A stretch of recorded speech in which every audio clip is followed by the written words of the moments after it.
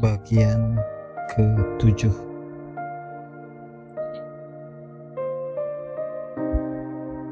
Tak seorang pun tahu bagaimana Kamrad Kliwon akhirnya menjadi seorang pemuda komunis.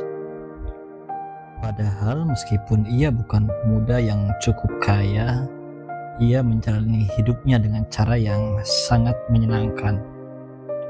Ayahnya memang seorang komunis, seorang jago pidato, berhasil selamat dan tidak dikirim ke Digul oleh pemerintah kolonial. Namun akhirnya mati dieksekusi Jepang setelah ia terus-menerus usil bicara dan menulis selebaran sampai Ken Petai akhirnya tahu ia seorang komunis. Tapi sebelum ini tak ada tanda-tanda bahwa Kliwon akan mengikuti jejaknya. Ia anak yang pandai di sekolah, pernah 2 kali lompat kelas, dan tampaknya ia bisa menjadi apapun yang ia inginkan. Bagaimanapun, Kliwon lebih menampakkan sebagai anak Badung daripada sebagai bocah komunis yang disiplin. Ia tumbuh menjadi pemimpin anak-anak kampung untuk menyatroni perkebunan dan mencuri apapun yang bisa ditemukan di sana untuk kesenangan mereka sendiri. Kelapa, gelondongan kayu, atau sekadar buah coklat untuk dimakan di tempat. Mereka tak pernah terlalu mengganggu sehingga seringkali dibiarkan begitu saja. Meskipun 1 atau 2 orang memang mengomelkannya. Di malam lebaran, mereka akan memanggang ayam curian, dan esok harinya mereka menemui pemilik ayam untuk minta maaf. Pada awal umur belasan tahun, semua orang tahu bahwa mereka bahkan telah pergi ke rumah pelacuran. Mereka akan pergi melaut atau sekadar membantu menarik jaring untuk memperoleh upah. Dan setelah memperoleh uang, anak-anak itu akan mencari pelacur untuk ditiduri bersama-sama. Tapi kadang-kadang mereka sungguh-sungguh tak punya uang, dan tempat pelacuran telah membuat mereka tak terbiasa menahan birahi. Kliwon seorang yang cerdas dan kadang-kadang pikirannya cenderung mengejutkan jika tidak bisa dianggap gila. Ia pernah membawa 3 orang temannya ke tempat pelacuran, meniduri seorang pelacur secara bergiliran. Awalnya pelacur itu menyuruh mereka naik tempat tidur 2-2, sebab katanya ia punya lubang di depan dan di belakang. Tapi tak seorang pun mau berbagi lubang dengan Tai. Maka mereka menidurinya 1 persatu. Kliwon menampakkan dirinya sebagai seorang pemimpin sejati, mempersilahkan ketiga teman-temannya menyetubuhi perempuan itu lebih dulu. Lalu ia memperoleh giliran terakhir. Ketika percintaan itu selesai, si pelacur harus melihat pemandangan menyedihkan di mana anak-anak itu menerjang pintu dan kabur tanpa membayar. Aku tanya padanya, apakah ia suka bersetubuh dengan kami? Kata Kliwon tak lama setelah itu bercerita pada orang-orang di kedai minum. Dan ia jawab suka.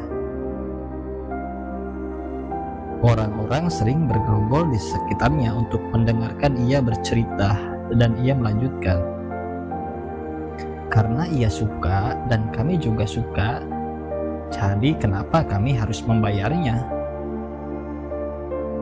Ibunya yang tak ingin mengulang apapun yang terjadi pada suaminya telah mencoba menjauhkannya dari ide-ide gila Marxis dan sejenisnya, dan cenderung tak peduli dengan apapun yang ia lakukan asalkan ia tak jadi seorang komunis.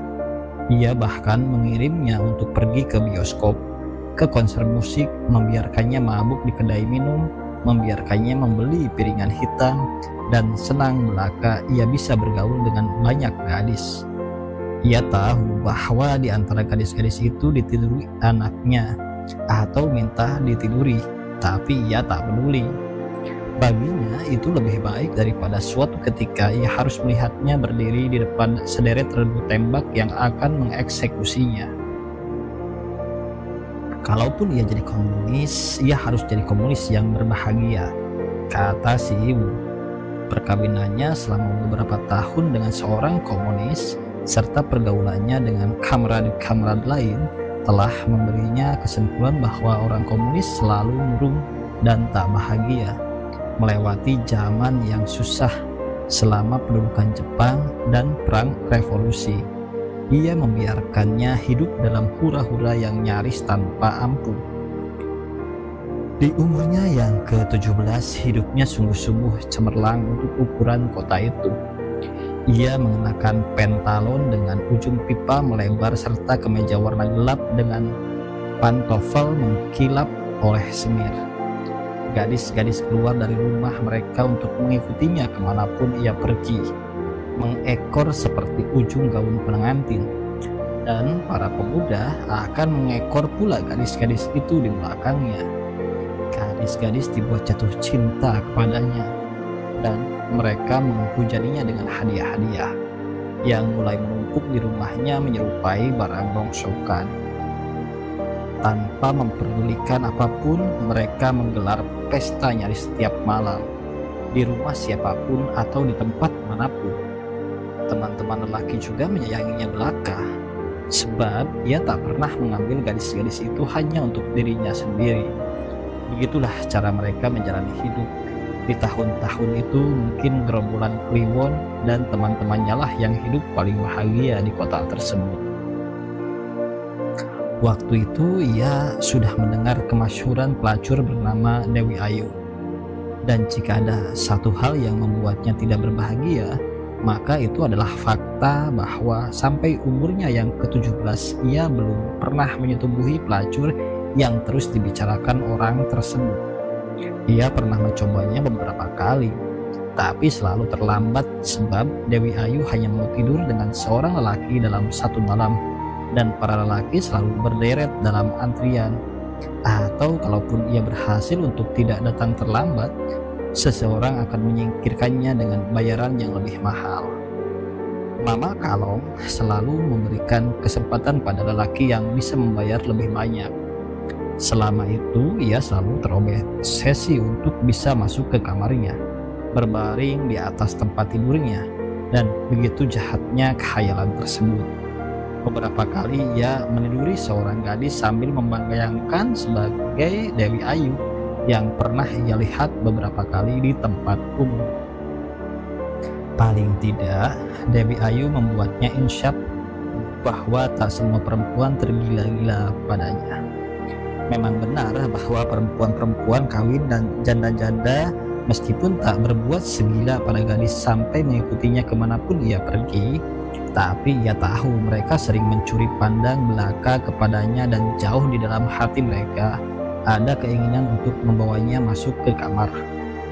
Ia pernah tidur dengan sedikit di antara mereka, dan tampaknya bisa tidur dengan semuanya asal ia mau, kecuali Dewi Ayu. Hanya perempuan itu yang ia yakini tak akan tergila-gila padanya, dan sebaliknya ia harus mengeluarkan uang jika menginginkannya. Selama beberapa hari terakhir ia mencoba memikirkan satu cara agar ia bisa memperoleh kesempatan menipu dirinya. Tak usah lama, kurang dari 5 menit sudah cukup untuknya, atau sekadar menyentuh tubuhnya. Sampai kemudian ia memutuskan untuk mendatangi sendiri rumah perempuan itu, satu hal yang tak pernah dilakukan lelaki manapun. Kliwon menyukai musik dan pandai bermain gitar. Paling tidak memiliki banyak repertoar lagu-lagu cengeng dan keroncong yang bisa dinyanyikan di samping teman-temannya. Ia mendatangi rumah Dewi Ayu di suatu hari Minggu seorang diri dengan menenteng sebuah gitar, mendadani dirinya sebagai seorang pengamen, dan berniat menaklukkan perempuan itu dengan lagu dan rayuan gombalnya. Ia telah melakukannya beberapa kali.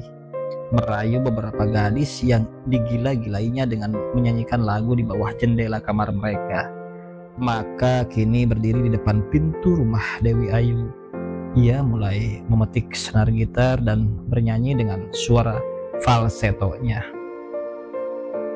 Sang pelacur tampaknya tak tergoda sama sekali hingga untuk beberapa saat ia harus berdiri di sana menyanyikan 5 lagu tanpa seorang pun membuka pintu. Ia telah mendengar dari orang-orang bahwa perempuan itu tinggal bersama 3 anak gadisnya serta 2 orang pembantu, dan mereka orang-orang yang ramah belaka. Dengan penuh prasangka baik ia terus berdiri di sana hingga 10 lagu dinyanyikan dan tenggorokannya terasa kering.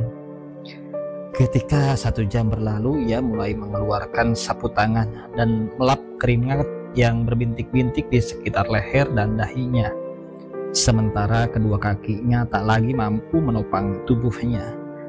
Tak ada tanda-tanda bahwa tuan rumah akan muncul. Ia akhirnya meletakkan gitar di atas meja dan duduk di kursi. Pandangannya nyaris berkunang-kunang, tapi ia bertekad tak akan menyerah. Musik yang berhenti ternyata lebih menarik perhatian tuan rumah daripada musik yang dinyanyikan. Tanpa ia duga sama sekali, pintu terbuka dan seorang gadis kecil berumur 8 tahun muncul dengan segelas limun dingin, meletakkannya di atas meja di samping gitar. "Kau boleh bernyanyi di halaman rumah kami selama kau suka," katanya. "Tapi tentunya kau sangat haus."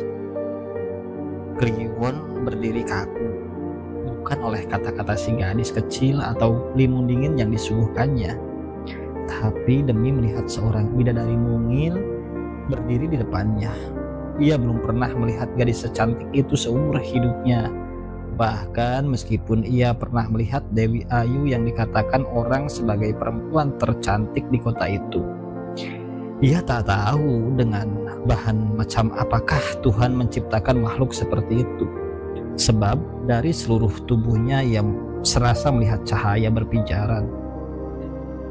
Pemandangan seperti itu jauh lebih membuatnya menggigil daripada berdiri sambil bernyanyi selama 1 jam tanpa seorang pun memberinya perhatian. Dengan bibir yang menggigil ia bertanya terbata-bata, "Siapa namamu?" "Alamanda, anak Dewi Ayu." Nama itu menyerang otaknya seperti palu. Ia melangkah menenteng gitarnya seperti orang kehilangan arah. Beberapa kali ia menoleh memandang si kecil yang cantik itu. Beberapa kali pula ia memalingkan muka seolah tak tahan oleh cahaya yang berpijaran dari tubuhnya. Ia baru sampai di pintu pagar rumah ketika gadis itu memanggil dan berkata padanya, "Minumlah dulu sebelum pergi, kau pasti haus." Seperti lelaki yang terhipnotis, Kliwon berbalik dan kembali ke beranda rumah, mengambil gelas berisi limun dingin itu dan meminumnya, sementara si gadis berdiri sambil tersenyum penuh kehangatan. "Hanya karena kau yang buat, nona kecil, aku meminumnya," kata Kliwon sambil meletakkan gelas kosong kembali di atas meja. "Kau salah," kata Alamanda, "yang buat pembantu kami." Sejak itu Kliwon lupa pada keinginannya untuk meniduri pelacur bernama Dewi Ayu, dan sampai bertahun-tahun kemudian ia tak pernah menidurinya. Si kecil yang cantik itu telah menghancurkan segala-galanya, termasuk hari-hari dan mungkin masa depannya. Dalam beberapa hari setelah pertemuan singkat itu, segalanya tiba-tiba menjadi berubah. Ia mengusir semua gadis yang mencoba mendekatinya, menolak semua ajakan pesta, dan lebih banyak tinggal di rumah merenungi nasib cintanya yang tampak menyedihkan. Seorang penakluk gadis-gadis dibuat tak berdaya oleh gadis 8 tahun. Tapi itulah kenyataannya, meskipun tak seorang pun tahu apa yang telah terjadi. Tak satu pun di antara teman-temannya mengetahui kepergiannya di hari Minggu itu ke rumah Dewi Ayu, sehingga tak seorang pun berani mengambil spekulasi mengenai kemurungan di akhir-akhir ini. Bagaimanapun ini membuat ibunya sangat khawatir, sebab selama bertahun-tahun memeliharanya, ia belum pernah melihat Kliwon semurung hari-hari tersebut. "Apakah kau telah jadi seorang komunis?" tanya ibunya, cemas dan tampak putus asa. "Hanya orang komunis yang murung." "Aku jatuh cinta," kata Kliwon pada ibunya. Itu lebih menyedihkan. Mina, ibunya, duduk di samping Kliwon dan mengelus rambutnya yang ikal dan membiarkannya memanjang. "Pergilah dan mainkan gitar di bawah jendela kamarnya sebagaimana biasa."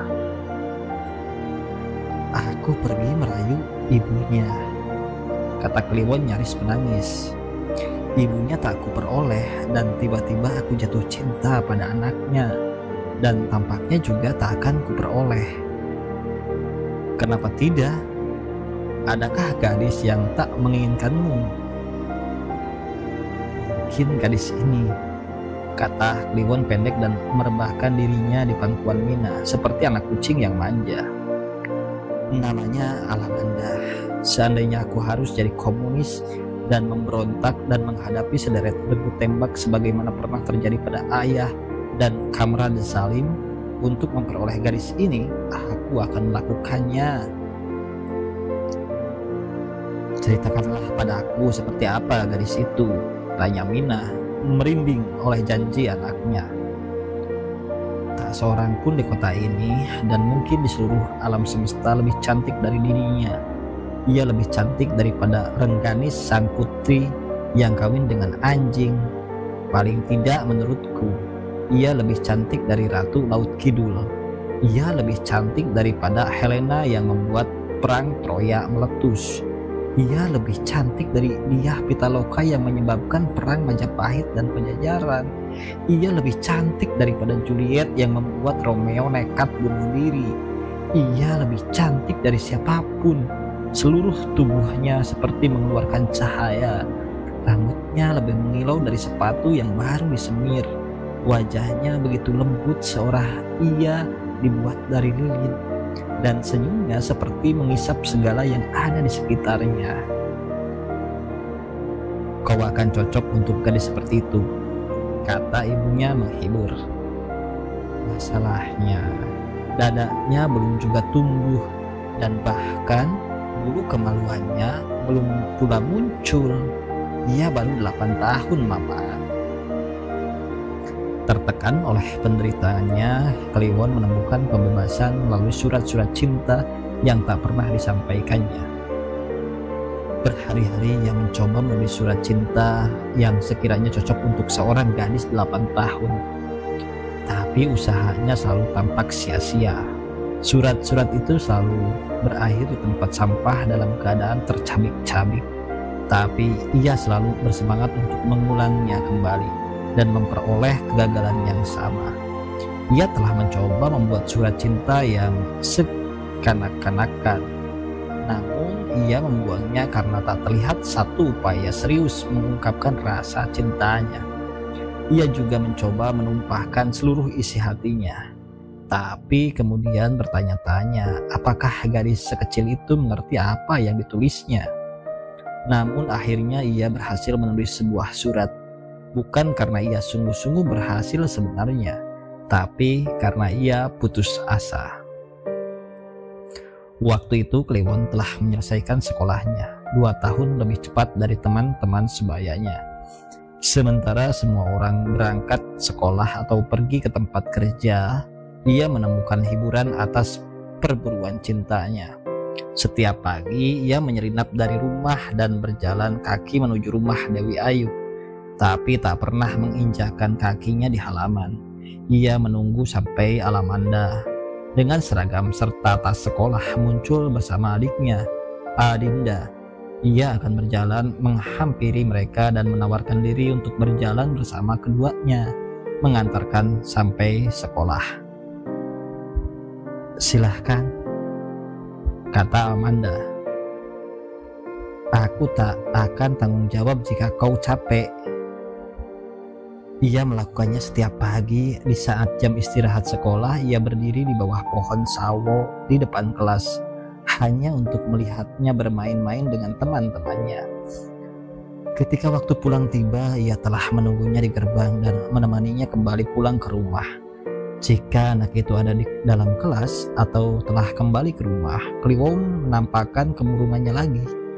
Tubuhnya tiba-tiba menyusut dan ia lebih sering jalan kehilangan arah. "Apakah kau tak punya kerjaan selain berjalan mengiringi kami?" tanya Alamanda suatu hari. "Itu karena kau belum mengenal arti jatuh cinta," jawabnya. "Penjual mainan mengikuti anak-anak kemanapun ia pergi," kata Alamanda. "Aku baru tahu jika itu namanya jatuh cinta." Gadis itu telah sungguh-sungguh menjadi teror baginya, jauh lebih membuatnya menggigil daripada seandainya ia bertemu setan dedemit. Di malam hari ia memimpikan bagaimana mimpi buruk. Sebab Kliwon akan terbangun secara tiba-tiba dengan tubuh kaku, keringat bercucuran dan napas tersenggal-senggal. Lama-kelamaan hubungan mereka yang dingin dan sebatas berjalan-jalan pergi dan pulang sekolah mencapai kritis. Kliwon sungguh-sungguh tak tahan menghadapi kenyataan bahwa hidupnya akan dihabiskan hanya dengan cara seperti itu. Suatu hari akhirnya ia ambruk dalam demam. Hari pertama ia tak mengantar gadis itu. Sebenarnya ia mencoba untuk pergi, tapi ia hanya mampu bergerak sampai pintu depan rumah. Mina menyeret anaknya ke tempat tidur, membaringkannya di sana, mengompres dahinya dengan air dingin, sambil menyanyikan kidung-kidung pemberi semangat sebagaimana ia nyanyikan jika Kliwon demam di waktu kecil. "Bersabarlah," kata ibunya. 7 tahun lagi ia telah cukup besar untuk mencintaimu." "Masalahnya," Kliwon menyahut pelan, "aku keburu mati karena demam cinta sebelum hari itu datang." Ibunya mencoba mendatangi beberapa dukun dan mereka menawarkan berbagai ramuan dan mantra yang sanggup membuat seseorang jatuh cinta buta. Ibunya tak menginginkan ramuan atau mantra seperti itu. Kliwon akan mengamuk jika mengetahui bahwa ia memperoleh cinta seorang gadis karena bantuan dukun. Ia hanya mencari ramuan atau mantra yang sanggup membendung hasrat cinta meledak-ledak ke anaknya. Yang seperti itu tak pernah ada, kata dukun terakhir, setelah semua dukun mengatakan hal yang sama. Jadi apa yang harus kulakukan? Menunggu sampai segalanya jelas. Ia memperoleh cintanya atau pulang dengan sakit hati di dada. Ketika Kliwon telah hampir sembuh dari demamnya, Mina membawa Kliwon pada suatu tamasya kecil. Ia mencoba resep tradisional pengobatan, membuatnya bahagia. Mina mengajaknya berjalan-jalan sepanjang pantai, duduk-duduk di taman wisata sambil memberi makan rusa dan monyet-monyet. Ia mencoba mengajaknya bicara segala hal kecuali tentang gadis kecil bernama Alamanda itu. Memanjakannya seolah Kliwon bocah 6 tahun. Sementara itu teman-temannya yang baik lama-kelamaan akhirnya tahu juga mengenai apa yang terjadi. Mina telah menceritakannya pada mereka, berharap mereka bisa membantunya mengatasi masalah rumit tersebut. Mereka kembali mengajaknya ke pesta-pesta, menyuruhnya memetik gitar dan bernyanyi. Mereka mengajaknya mencuri ayam dan ikan di kolam, bermain ke gunung dan berkemah dalam pesta api unggun yang meriah.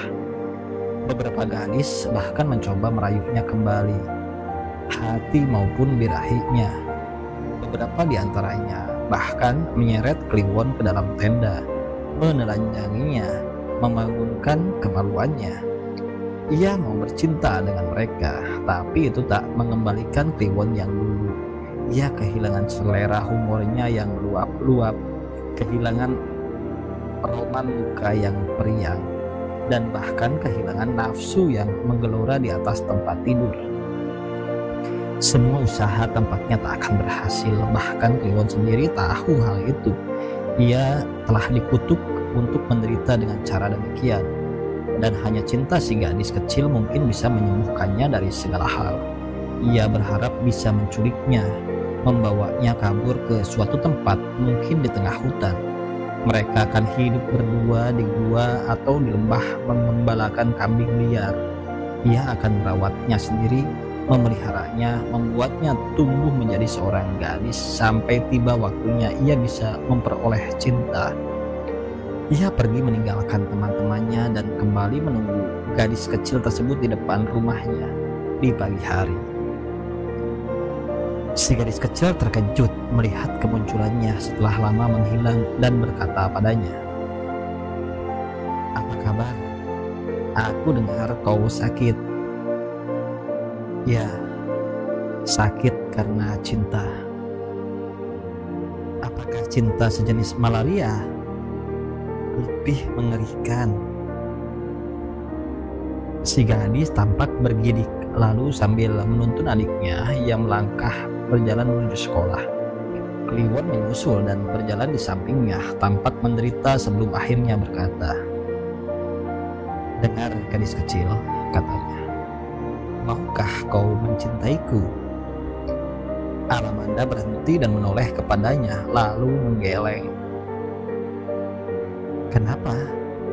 tanya Kliwon kecewa. "Kau sendiri yang bilang cinta lebih mengerikan dari malaria." Alamanda menggandeng kembali tangan adiknya, melangkah melanjutkan perjalanan. Ia meninggalkan Kliwon yang untuk kedua kalinya ambruk dalam demam yang lebih membuatnya menderita. Ketika ia berumur 13 tahun, seorang lelaki datang ke rumah mereka dengan permintaan yang aneh. "Izinkanlah aku mati di sini." Ibunya tak bisa menolak permintaan seperti itu, sehingga mengizinkannya masuk dan menyuguhinya minum. Kliwon tak tahu dengan cara apa lelaki itu akan mati di rumahnya. Mungkin ia akan mati kelaparan, sebab tampaknya ia belum makan selama berhari-hari. Namun ketika ibunya mengajak si tamu makan malam, tamu itu makan dengan lahapnya seolah ia sendiri belum sudi untuk mati. Ia memakan segala sesuatu yang disodorkan kepadanya, bahkan tulang ikan asin ia gigit-gigit tak berbekas. Ia habis bersendawa penuh kepuasan ketika ia akhirnya membuka mulut lagi. "Di mana Kamran?" "Mati ditembak Jepang," jawab ibunya pendek. "Dan bocah itu?" kata sang tamu. "Anak kalian?" "Tentu saja," jawab si ibu lagi sedikit ketus. "Tak mungkin anak babi." Tamu itu bernama Salim. Meskipun tampak bahwa Mina, ibunya, tak menyukai kedatangan lelaki itu, sang tamu bersikeras untuk tinggal bersama mereka. "Biar aku tinggal di kamar mandi dan makan bubur dedek ayam, tapi izinkanlah aku mati di sini," katanya. Kliwon mencoba meyakinkan ibunya mungkin lebih baik membiarkan lelaki itu mati di rumah daripada di selokan. Akhirnya Salim diberi ruang depan kamar tamu yang tak seorang pun pernah mempergunakannya, dan Kliwon berjanji akan mengirimnya makan sampai saatnya ia akan mati. Ia bukan pengembara. Kliwon melihatnya. Kulit kakinya lecet-lecet begitu ia membuka sepatu. "Kau seperti buronan," kata Kliwon. "Ya, besok mereka akan datang untuk mengeksekusiku." "Apa yang kau rampok?" tanya Kliwon lagi. "Republik Indonesia." Percakapan itu menggiring mereka pada suatu persahabatan. Salim memberikan topi petnya pada si bocah sambil berkata, ia memperolehnya ketika masih di Rusia dan menambahkan semua buruh Rusia mempergunakan topi pet semacam itu. Ia telah mengunjungi banyak negara, katanya, sejak tahun 1926. Tak seperti sebuah tamasya, kata Kliwon. Kau benar, aku buronan. Apa yang kau rampok waktu itu? Tanya Kliwon lagi. Hindia Belanda. Jadi lelaki itu pemberontak dan komunis sebab nama panggilannya adalah Kamrad Salim. Jenis komunis lama, segelintir orang yang pernah secara langsung memperoleh ide-ide seperti itu dari komunis Belanda bernama Snevliet. Ia mengaku kenal baik Semaun dan telah bergabung dengan Partai Komunis Indonesia sejak partai tersebut berdiri pertama kali. Ia bahkan menyeduhkan susu setiap pagi buat Tan Malaka yang menderita TBC sewaktu mereka di Semarang. PKI adalah organisasi pertama yang pakai nama Indonesia, katanya bangga. Dan yang pertama memberontak pada pemerintah kolonial, ia menambahkan. Hindia Belanda sudah membencinya bahkan sebelum mereka memberontak. Snevliet telah diusir sejak 1919 dan Semaun sahabatnya dibuang 4 tahun kemudian setelah Tan Malaka. Tokoh lain termasuk dirinya berkemas untuk bersiap dibuang atau masuk penjara. Kenyataannya pemerintah kolonial akhirnya memutuskan untuk menangkapnya pada bulan Januari 1926. Tampaknya mereka telah mendengar gagasan pemberontakan yang dibicarakan di Prambanan sebulan sebelumnya. Salim tak pernah sungguh-sungguh di penjara sebab ia telah melarikan diri ke Singapura bersama beberapa yang lainnya. Itu kali pertama ia berkelana, meskipun ia bukan pengembara. Jika seorang komunis tak punya niat memberontak, katanya pada Kliwon, jangan percaya ia seorang komunis. Ia berbaring di atas tempat tidur dengan cara yang aneh, sepenuhnya telanjang bulat. Ia membuka semua pakaiannya yang kotor dan bau lumpur. Dan meskipun Kliwon berbaik hati mau meminjami pakaian bekas ayahnya, Salim menolak. Awalnya Kliwon dibuat kebingungan melihat lelaki tua telanjang di depannya. Tapi lama-kelamaan ia mencoba duduk di kursi dekat pintu menghadapinya dengan cara senyaman mungkin. Aku ingin mati tanpa punya apa-apa, kata Kamrad Salim dan melanjutkan. Aku khawatir mereka menembakku sebelum aku bangun. Kalau begitu, jangan tidur, kata Kliwon. Setelah mati kau bisa tidur lama, selama-lamanya. Itu benar, maka ia berusaha membuat matanya selalu terbuka. Meskipun Kliwon tahu lelaki itu pasti sangat lelah untuk membuatnya tidak jatuh tertidur. Kamrad Salim terus-menerus bicara, kadang-kadang tak jelas terdengar. Selebihnya tampak seperti keluhan. Kliwon berpikir ia mengigau. Ia bilang tidak secara khusus ditunjukkan pada Kliwon bahwa ia kenal begitu dekat dengan Presiden Republik. Dulu mereka tinggal di pondokan yang sama di Surabaya, belajar pada orang yang sama, dan kadang-kadang jatuh cinta pada gadis yang sama. Bahkan beberapa waktu lalu ketika ia datang untuk pertama kalinya setelah lama melarikan diri dan tinggal di Moskow, ia telah berjumpa kembali dengan Presiden Republik. Mereka berpelukan dengan mata berlinang penuh kegembiraan. Jika kau tak percaya, suatu ketika kau bisa mengetahuinya di koran, katanya. Kali ini jelas pada Kliwon. Tapi kini orang yang sama mengirimkan prajurit untuk membunuhku. Kenapa? Tanya Kliwon. Itulah yang akan terjadi jika kau merampok milik seseorang, jawab Kamrad Salim. Apalagi yang telah kau rampok? Telah kukatakan pada Republik Indonesia. Keraguan-raguan katanya merupakan sumber kegagalan pemberontakan Partai Komunis tahun 1926. Ia bertemu dengan Tan Malaka di Singapura setelah pelariannya yang pertama itu untuk membicarakan rencana pemberontakan mereka. Tan Malaka adalah orang yang paling menentang ide tentang pemberontakan dengan alasan kaum komunis tidak siap. Ia pergi ke Moskow untuk memperoleh pertimbangan Komintern.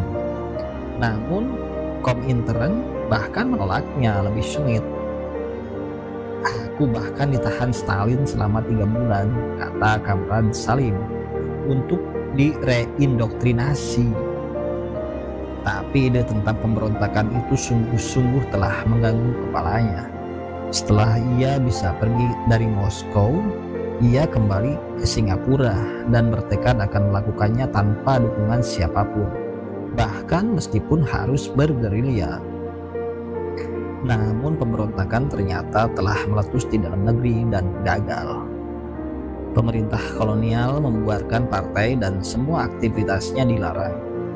Kebanyakan pengurusnya menjadi tahanan jika tidak dibuang ke Bovendigul yang menyebalkan. Komintern kini mendukung pemberontakan tersebut, sebuah kekonyolan yang datang terlambat. Aku ditarik kembali ke Moskow, katanya, untuk sekolah. Ia menerangkan bahwa tetap ada waktu untuk melakukan pemberontakan yang lain, di waktu yang lebih memungkinkan. Ia mendengar beberapa kabar buruk bahwa orang-orang komunis yang dibuang ke Bovendigul, beberapa di antaranya menyerah dan memilih bekerja sama dengan pemerintah kolonial, yang tetap bersikeras dibuang lebih jauh ke tempat malaria bisa membunuh tanpa ampun. Ia berdiri karena ia ingin pergi ke toilet, dan Kliwon buru-buru menyelimuti tubuh lelaki itu dengan kain sarung sambil berkata, "Ibuku akan menjerit tanpa ampun jika ia melihatmu melintasi rumah dalam keadaan telanjang bulat." Meskipun membiarkan tubuhnya diselimuti sarung, Kamrad Kliwon membantah. Apa bedanya? Besok ia akan melihatku mati dalam keadaan telanjang. Mereka meneruskan bincang-bincang itu, kali ini di beranda rumah dengan Kamrad Salim masih sekadar berselimut sarung. Dari tempat mereka duduk terlihat laut gelap membentang dengan bintik-bintik lampu nelayan, serta suara debur ombak yang tenang. Si bocah bertanya apa yang dicari oleh orang-orang komunis, dan Kamrad Salim menjawab, surga. Tepat tengah malam, mereka melihat sebuah truk lewat di jalanan dipenuhi prajurit Knil. Namun mereka tak melihat keduanya yang duduk di beranda yang gelap. Dunia tengah berubah, kata Kamran Salim. Jerman dan Jepang memiliki kekuatan yang sepadan dengan negara maju manapun, dan mereka tengah menuntut bagian mereka sendiri. Selama ratusan tahun, lebih dari separuh permukaan bumi dikuasai oleh negara-negara Eropa, menjadikannya koloni, mengisap apapun yang mereka temukan untuk dibawa pulang dan menjadikan mereka kaya. Tapi tidak Jerman dan Jepang, mereka tak kebagian, dan sekarang mereka menuntut bagian. Itulah awalnya mula semua perang ini, perang di antara negara-negara serakah. Kamrad Salim bertanya apa ada sigaret, lalu Kliwon mengambilkan tembakau miliknya di kamar. Kaum pribumi adalah orang-orang yang paling malang, semalang-malangnya. Setelah bertahun-tahun hidup dibohongi raja-raja, tiba-tiba datang orang-orang Eropa. Mereka yang bahkan tak mengenal rasa gila hormat menjadi berlebihan di tanah Jawa.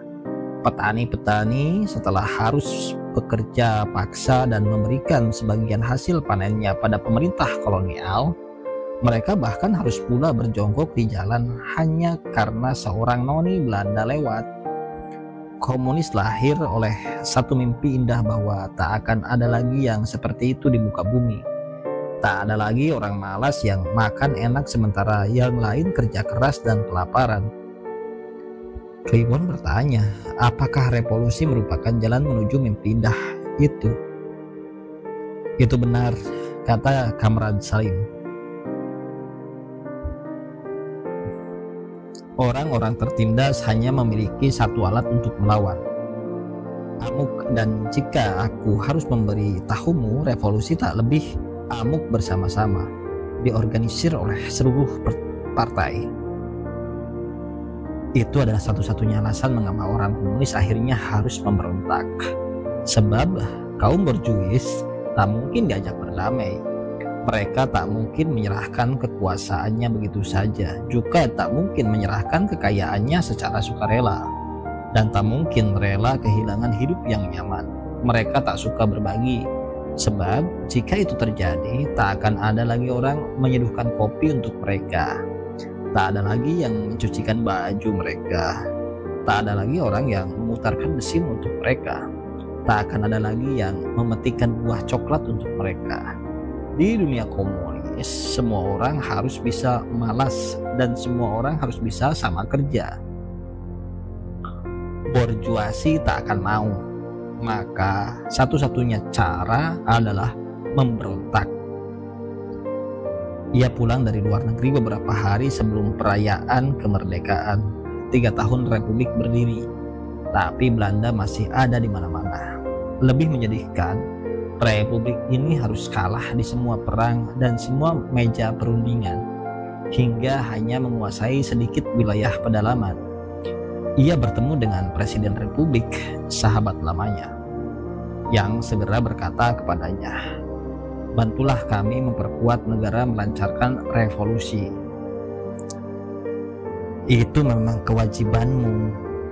Ik kom hier om orde te scheppen," katanya. "Aku datang untuk membereskan." Ia datang memang untuk membereskan kekacauan ini, dan ia percaya sumber kekacauan pertama-tama datang dari Presiden Republik itu sendiri dan Wakil Presiden dan para menteri dan orang-orang partai. Mereka menjual rakyat untuk Romusa di zaman Jepang. Kini mereka menjual wilayah pada Belanda, katanya. Satu-satunya kelompok yang masih ia percaya adalah Partai Komunis Indonesia. Ia diterima partai secara terbuka, meskipun ia segera membeberkan bahwa PKI telah melakukan kesalahan-kesalahan prinsipil dalam arah perjuangan mereka. Ia ingin merombaknya dan mereka menyerahkan semua kepadanya. Sang juru selamat yang baru datang dari Moskow itu. Sebulan setelah kedatangannya, pemberontakan akhirnya meletus di Madiun. Ya, tentu saja orang-orang komunis. Ia sendiri tak ada di sana waktu itu. Tapi ia akhirnya pergi ke sana untuk memberi dukungan moral. Pemberontakan hanya berjalan seminggu dan ia jadi buron. Jadi disinilah aku sekarang, menunggu liang kuburku selesai digali. Kau telah menempuh jalan yang tidak pendek, kata Kliwon. Masih ada waktu jika kau mau lari. Aku telah mengalami 2 kali pemberontakan dan dua-duanya gagal. Itu cukup untuk membuat tahu diri, kata lelaki itu dengan kegetiran yang menyedihkan. Tiba waktunya bagiku untuk mati. Bahkan meskipun aku melarikan diri lagi, dengan cara apapun mungkin aku akan mati juga besok pagi. Kliwon sama sekali tak mengerti jalan pikirannya. Jika kau mati, segalanya berakhir, kata bocah itu.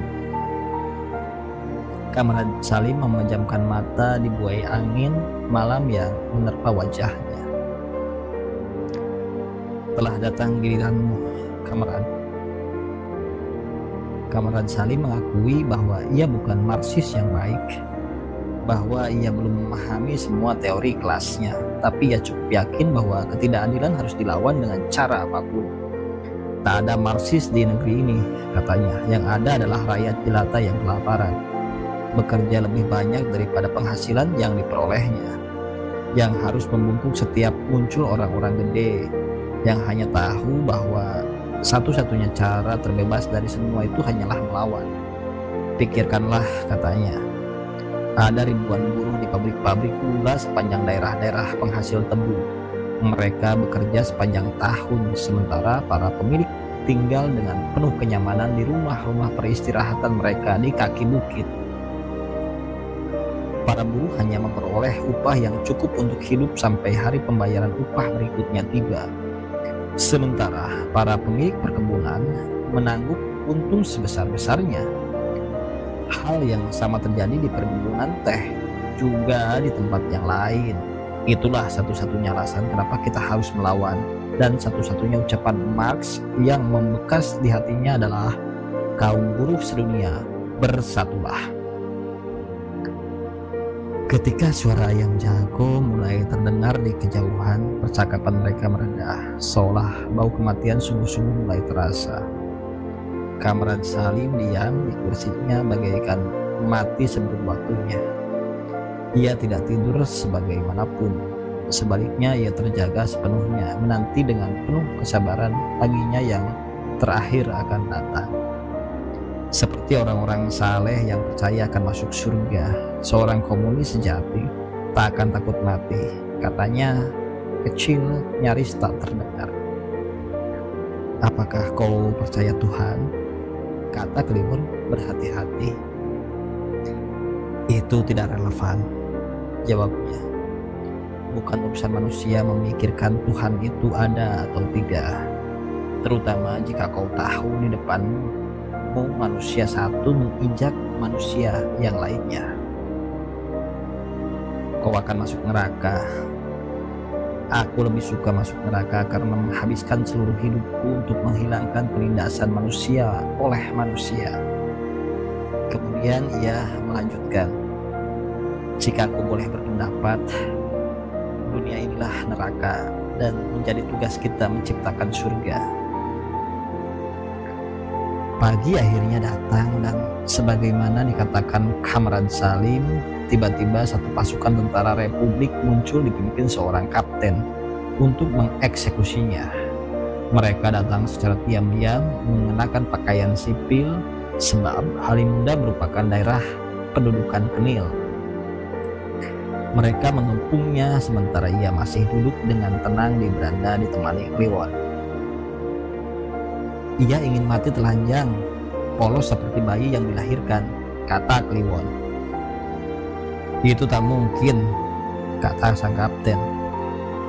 "Tidak ada orang yang suka melihat kemaluannya bergantung ke mana-mana, terutama jika ia orang komunis.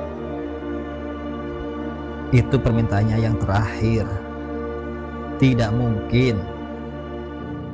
"Kalau begitu, lakukanlah di kamar mandi," kata Kliwon. "Biarkan ia telanjang, mungkin ia ingin buang tai dulu, dan tembaklah." "Seorang komunis nomor 1 mati di kamar mandi," kata sang kapten sambil menganggukkan kepala. "Cerita yang bagus untuk buku sejarah kelak." Begitulah akhirnya.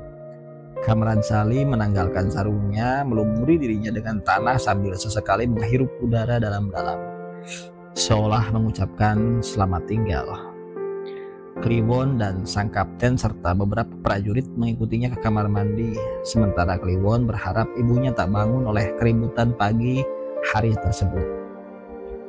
Di kamar mandi sebelum ditembak mati, seperti gadis-gadis yang tengah dilanda jatuh cinta, ia menyanyikan lagu Darah Rakyat dan Internasionale yang bahkan membuat Kliwon menangis mendengarnya. Begitu lagu kedua selesai, sang kapten menodongkan pistol melalui celah pintu yang terbuka, menembaknya 3 kali berturut-turut. Kamran Salim mati telanjang di kamar mandi.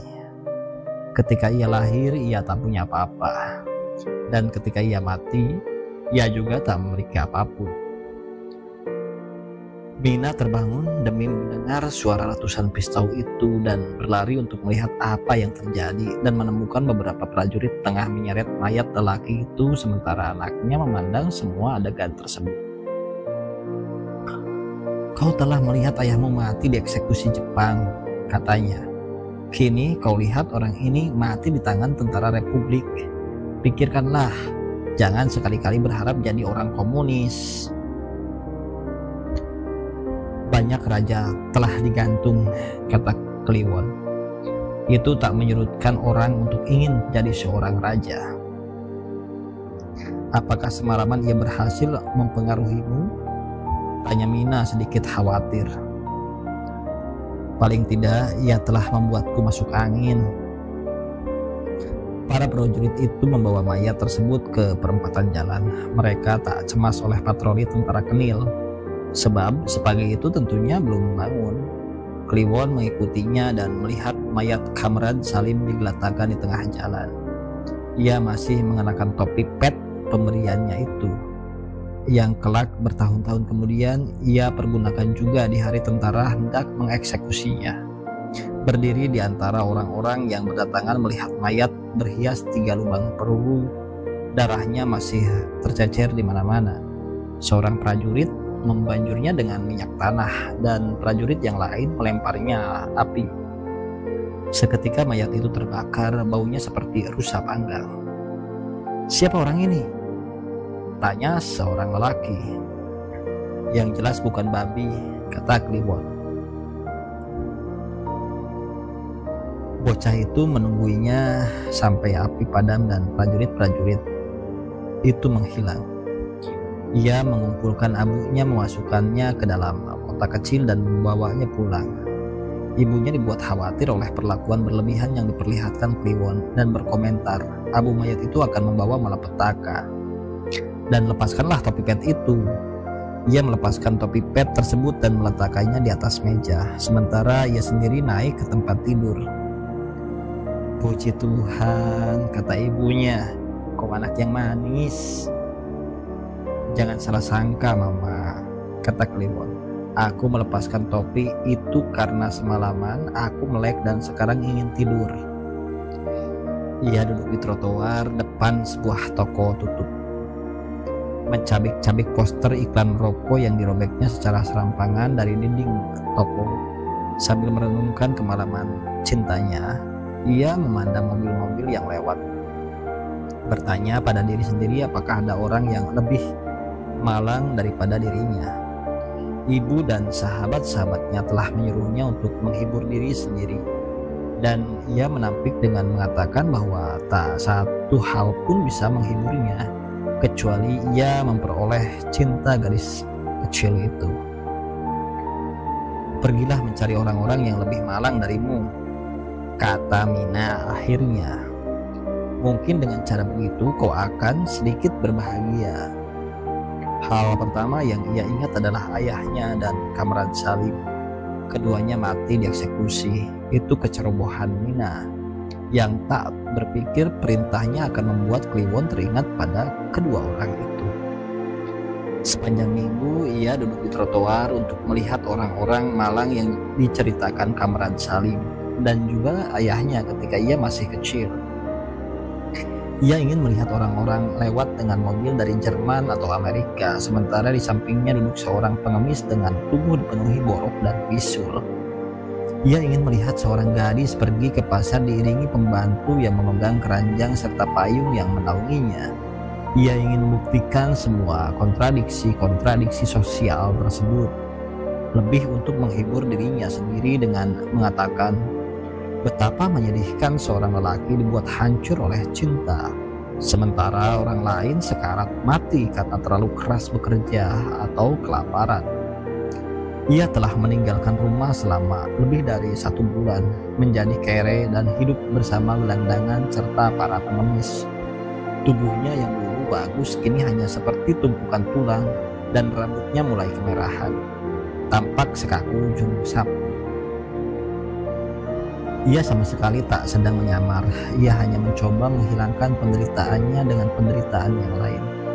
Ia makan dari pemberian orang lain, dan jika tak seorang pun memberi makan, ia akan mengais-ngais tong sampah berebut dengan gelandangan lain dan anjing-anjing serta tikus. Tak ada lagi gadis-gadis yang mengikutinya ke sana kemari. Sebaliknya, jika seorang gadis bertemu dengannya, tanpa menyadari bahwa itu adalah Kliwon yang pernah mereka gilai dan mungkin pernah meniruinya, gadis-gadis itu akan menutup hidung, meludah ke sana kemari sambil membuang muka dan berjalan lebih cepat. Anak-anak kecil bahkan melemparinya dengan batu, sehingga ia sering mendapati dirinya dipenuhi luka. Dan anjing bahkan mengejarnya seolah ia ladak yang siap disantap. Bahkan ketika ia datangi rumahnya, Mina sama sekali tak mengenalnya. Sebaliknya ia malahan berkata, "Jika kau jumpa kere bernama Kliwon, suruh pulang. Ibunya tengah sekarat dan ingin ketemu." Kliwon menerima sepiring nasi dari ibunya dan membalas, "Kau sama sekali tak tampak hendak sekarat. Berbohong sedikit tak apalah." Setelah lama berlalu, ia mulai menjalani kehidupan seperti itu dengan cara seolah ia merupakan kehidupan yang biasa-biasa saja. Ia mulai bisa melupakan banyak hal, ibu dan rumahnya, gadis-gadis dan teman-temannya, dan terutama Alamanda. Meskipun yang terakhir itu masih sering mengganggu pikirannya di waktu-waktu tertentu. Semuanya dihancurkan oleh rutinitas gelandangannya. Daripada memikirkan hal-hal seperti itu, mencari sesuap nasi dan tempat berbaring yang nyaman kemudian menjadi jauh lebih penting. Kebebasannya dari segala pikiran yang rumit membuatnya tampak seperti kere yang berbahagia. Sampai kemudian datang gangguan dari seorang gadis kere bernama Isah Betina. Ia melihatnya kedua kali tengah diperkosa beramai-ramai oleh 5 gelandangan di pinggir tempat pembuangan sampah. Mengamuk sedemikian rupa, namun jelas bahwa ia tak berdaya melawan para penyerangnya. Sebelumnya ia telah melihatnya lewat sebelum dihadang ke-5 gelandangan itu. Tampak cantik meskipun juga tampak bau busuk setelah berminggu-minggu tak tersentuh air. Raungannya sangat memilukan hati, terutama mengganggu tidur siangnya di dalam pondok kardus. Maka ia keluar sambil menenteng golok menghampiri mereka. 2 orang lelaki baru saja selesai menyetubuhinya. Keduanya cengengesan sambil melap kemaluannya dengan ujung kemeja. Seorang yang lain sedang menusukkan tombaknya keluar masuk dan tampak ngos-ngosan. Sementara gadis itu tak lagi melawan. Seorang yang lain tengah meremas-remas kedua buah dadanya. Sementara lelaki terakhir menunggu dengan tak sabar sambil menggosok kemaluannya sendiri dengan tangan.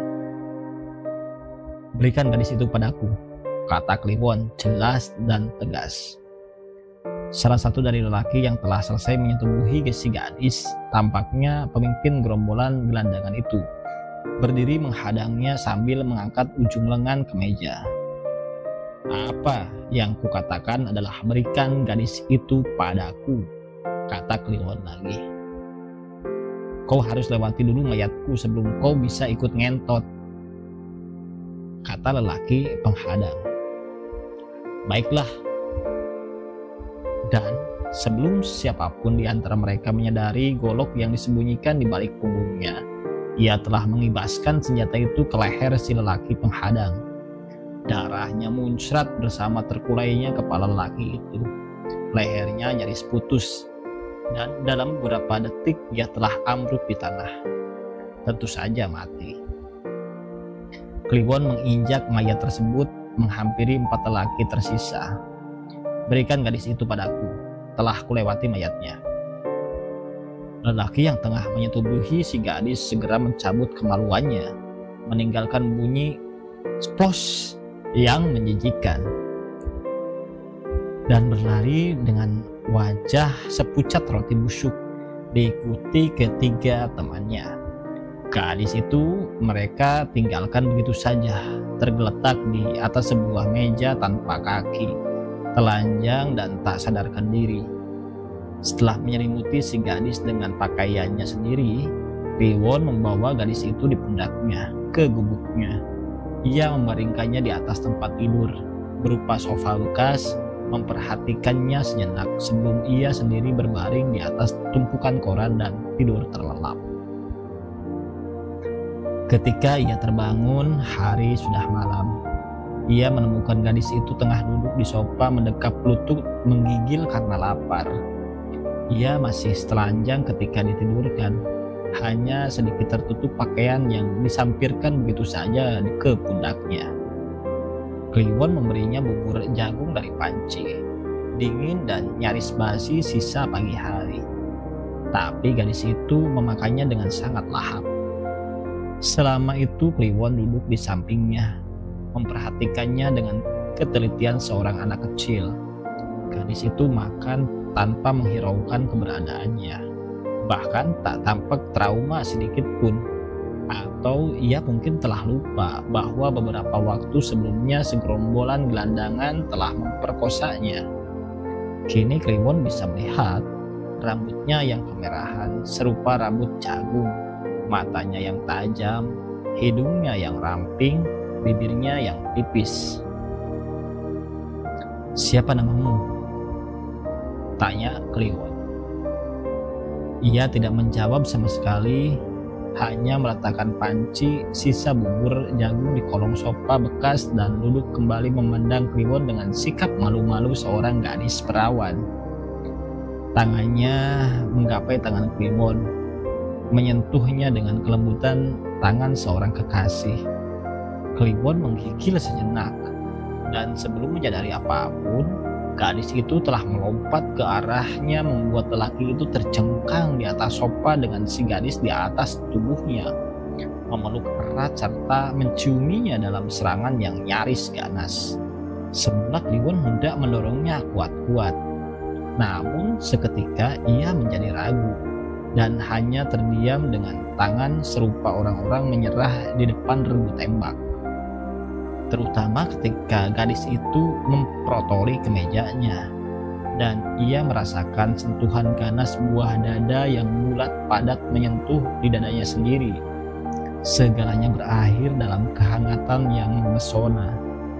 Ia menemukan kembali darah percintaannya, balas mendekap gadis itu, balas menciumnya, dan menanggalkan celananya. Setelah mengamuk sedemikian rupa diperkosa 5 orang berandalan, gadis itu kini menampakkan dirinya sebagai seorang kekasih yang binal. Bahkan Kliwon dibuat lupa oleh kenyataan tersebut, mendekap erat tubuh si gadis dan membalikannya posisi mereka, membuat Kliwon kini berada di atasnya, sama-sama telanjang dan sama-sama birahi. Mereka mengatasi keterbatasan ruang sofa bekas yang sempit dan bercinta dengan gerakan monoton namun penuh nafsu, meledak-ledak dan mengguncangkan seperti perahu yang diempas-empaskan badai. Kemudian ketika percintaan itu selesai, Kliwon segera menyadari bahwa ia tak mengenal gadis itu sama sekali, sebagaimana gadis itu tak mengenal dirinya. Mereka masih berbaring berbagai tempat di atas sofa, saling mendekap dan kelelahan. Kliwon kembali bertanya, "Siapa namamu?" Namun gadis itu sebagaimana semula tak juga menjawab. Ia hanya tersenyum, menggerutu atau mengigau, sebelum membajamkan mata dan sungguh-sungguh tertidur dengan dengkur halus menjadi pengiringnya. "Namanya Isah betina," kata seorang gelandangan kepadanya tak lama setelah itu. Sebab demikianlah orang-orang menyebutnya. Dari mana ia datang? Kliwon memburunya dengan pertanyaan. Mereka menemukannya seminggu lalu di trotoar, memerkosanya beramai-ramai nyaris setiap hari sebelum kau membunuh satu di antara mereka, kata si gelandangan. Otaknya miring, dan ia menambahkan, gadis itu. Begitulah kenyataannya. Kliwon tak bisa membayangkan apa yang akan dikatakan teman-temannya, terutama teman-teman gadisnya, jika mereka tahu bahwa ia tidur dengan seorang gadis gila. Tak sembarangan gila. Keluarganya mungkin telah sungguh-sungguh membuang gadis itu hingga ia tersaruk-saruk jadi gelandangan. Namun di luar akal sehatnya sendiri atau karena dorongan hal lain, tindakan pertamanya adalah membawa gadis itu ke pantai dan membersihkan tubuhnya dan memberinya pakaian yang lebih baik yang ia curi dari tempat jemuran ibunya. Mereka tinggal di gubuk kardus itu dengan sofa bekas tempat mereka duduk bersantai sambil memakan buah kenari yang dipukul-pukul dengan batu. Lain kali itu tempat mereka tidur dan bercinta, dengan tungku dari tumpukan batu bata dan panci untuk memasak. Sementara itu tak pernah lagi terdengar kabar gelandangan-gelandangan pemerkosa Isah betina yang sebelumnya sempat membuat khawatir Kliwon bahwa mereka akan datang kembali untuk membalas dendam. Sejak peristiwa itu, tak seorang pun berani mengganggu si gadis. Para penghuni tempat pembuangan sampah menguburkan mayat gelandangan itu secara diam-diam, terutama sejak Isah betina tinggal serumah dengan Kliwon. Mereka memberikan kesepakatan bahwa keduanya telah menjadi sepasang kekasih dan karenanya tak ada alasan untuk mengganggu gadis gila itu. Kliwon sendiri tampaknya mulai lupa niat awalnya menjadi kere gelandangan. Bukannya mencari orang-orang malang untuk menghibur diri sendiri atau menyengsarakan diri untuk melupakan kesedihan atas penolakan cinta si gadis kecil Alamanda. Ia malahan menemukan cara terbaik melupakan gadis itu dengan datangnya gadis lain. Dan bukannya menderita oleh kehidupan yang semrawut, tanpa makanan dan tempat tinggal yang semestinya. Ia malahan begitu berbahagia oleh keadaan sekarang ini. Ia menemukan kembali hasrat cinta yang berbunga-bunga, terutama karena Isah betina menerima cintanya dengan kehangatan yang sama, membuat keduanya sesegera mungkin melupakan keadaan mereka sendiri. Bahkan dalam keadaan mabuk asmara, tak seorang pun akan mengira bahwa Isah betina ternyata seorang gadis gila. Kliwon tak peduli apapun, juga pada kenyataan bahwa ia tak tahu asal-usul gadis tersebut, dan bahkan ia berjanji kepadanya, "Aku akan mengawinimu dengan cara apapun." Tak banyak yang mereka lakukan setiap hari sebagai kekasih kecuali bercumbu nyari sepanjang siang dan malam, berhenti hanya ketika mereka lapar dan lelah untuk tidur. Sofa adalah tempat favorit mereka untuk bercinta. Satu pertarungan yang semakin hari semakin tampak ganas dengan jeritan-jeritan tengah malam yang membuat tetangga terbangun dan ikut birahi. Kelakuan yang menerbitkan iri hati itu dimaklumi belaka sebagai bulan madu sepasang kekasih baru.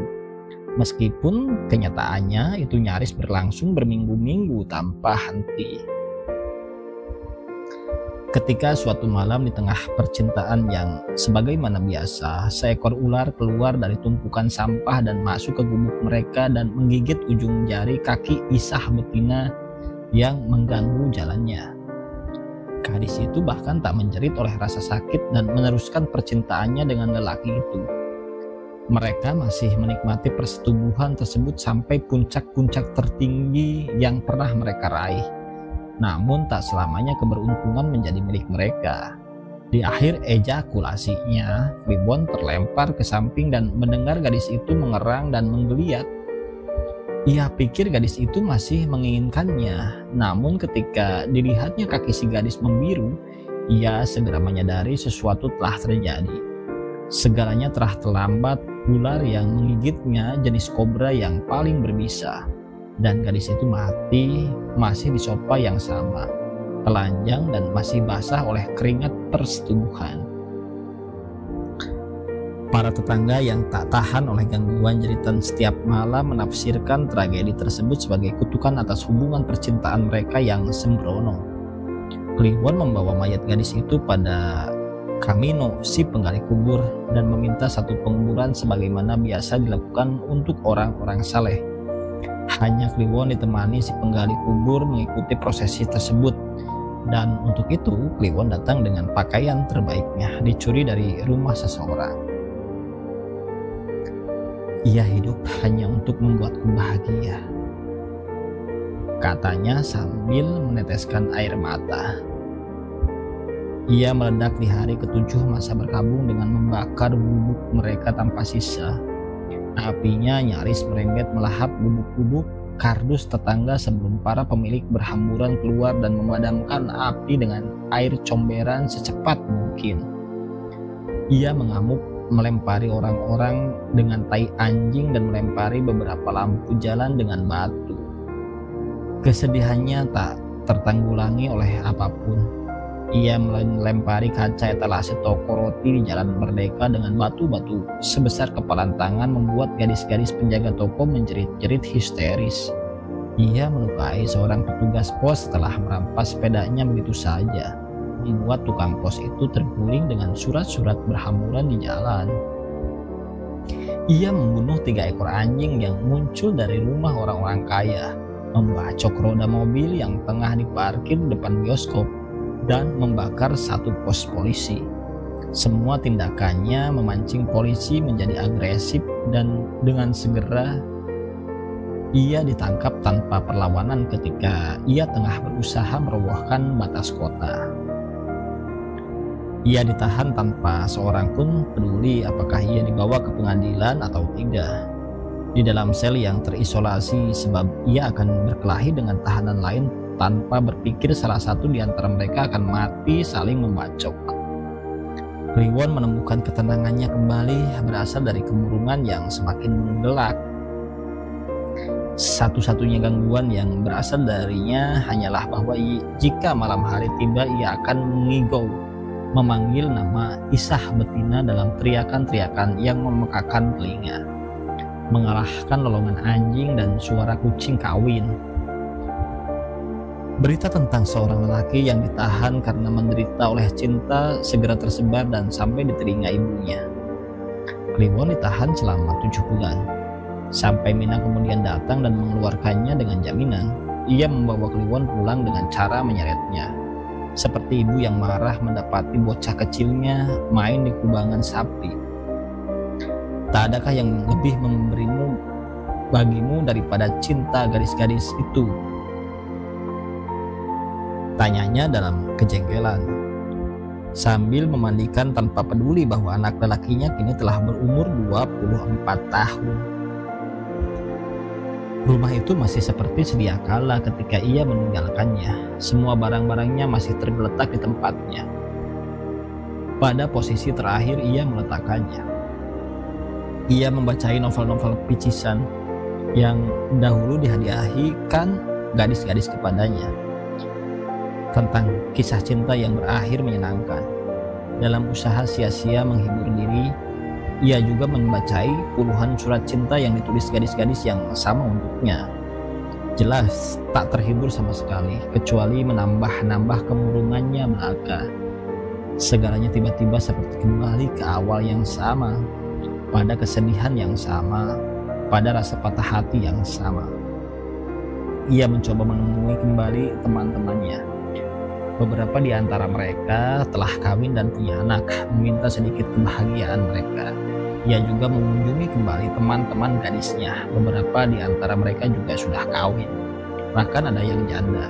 Mencoba kembali bercinta dengan 3 atau 4 dari mereka, sekadar untuk memperoleh kembali kehangatan cinta. Namun itu semua hanya membuatnya kembali terkenang pada Isah betina. Pergilah kembali menggelandang, kata ibunya. Mungkin bisa kau temukan cinta yang lain. Itulah yang akan kulakukan, katanya. Ia telah mengemas semua barang-barangnya dengan harapan jika ia pergi meninggalkannya semua dalam keadaan rapi. Buku yang semula berserakan di atas tempat tidur, meja dan lantai ia masukkan ke dalam kotak kardus dan menumpukannya rapi di sudut kamar. Ia juga merapihkan semua pakaian di lemari, mengukus gitar lamanya, menyimpan piringan-piringan hitam yang pernah dimilikinya. Bahkan ia menyimpan baik-baik pisau cukur dan sikat giginya di laci. Hanya satu yang masih tergeletak di atas meja, dan tampaknya tak akan ia simpan dimanapun, sebab ia segera mengenakannya. Benda itu adalah topi pet pemberian Kamran Salib. Ia berdiri di depan cermin, memandangi dirinya sendiri di sana. Tubuhnya telah menjadi begitu langsing oleh penderitaan selama bertahun-tahun, dengan wajah tirus dan mata yang redup. Rambutnya masih ikal sepanjang 1 jengkal. Lama ia berdiri di sana, sambil sesekali memegangi topi pet tersebut. dan bertanya-tanya benarkah semua buruh di Rusia mengenakan topi semacam itu, sebagaimana dikatakan si orang komunis. Lihatlah orang murung itu, katanya pada diri sendiri. Cukup murung untuk mengenakan topi ini. Nina kemudian muncul dan berdiri di ambang pintu, melihat anaknya masih berdiri di depan cermin dengan pantalon yang tersetrika rapi, kemeja katun, dan bahkan topi pet. Nina mencoba menduga-duga kemana Kliwon akan pergi. Tak mungkin jika ia hendak menggelandang kembali dengan cara seperti itu. Maka ia kemudian bertanya, "Kau tak tampak seperti gelandangan, kan? Sekarang dan mulai hari ini," kata Kliwon sambil membalikkan badan menghadapi ibunya. "Panggil aku Kamran Kliwon, Mama."